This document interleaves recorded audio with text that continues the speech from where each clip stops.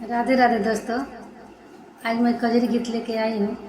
पसंद आए तो लाइक और सब्सक्राइब करें, ज़्यादा से ज़्यादा शेयर करें, कमेंट करके बताएं कैसा लगा।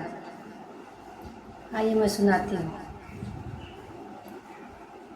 रोई रोई कहे सुदामा द्वारिका गईल बेकार बा, कहाँ मड़ैया हमार बाना।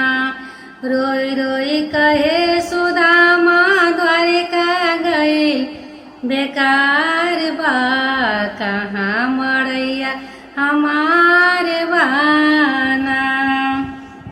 द्वारिका जात नाही रहनी, बतिया जानत सगरे रहनी। द्वारिका जात नाही रहनी, बतिया जानत सगरे रहनी। अब के नारी लोग के बतिया मनल बेकार बा, कहाँ मड़ैया हमार बाना। अब के नारी लोग के बतिया मनल बेकार बा, कहाँ मड़ैया हमार बाना। रोई रोई कहे सुदामा द्वारिका गईल बेकार बा, कहाँ मड़ैया हमार बाना।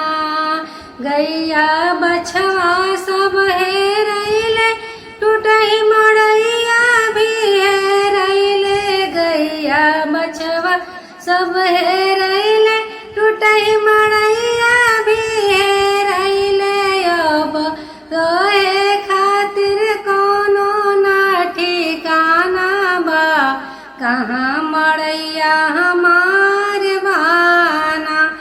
अब त रहे खातिर कोनो ना ठिकाना बा, कहाँ मड़ैया हमार बाना। रोई रोई कहे सुदामा द्वारिका गईल बेकार बा, कहाँ मड़ैया हमार बाना। धन्यवाद दोस्तों।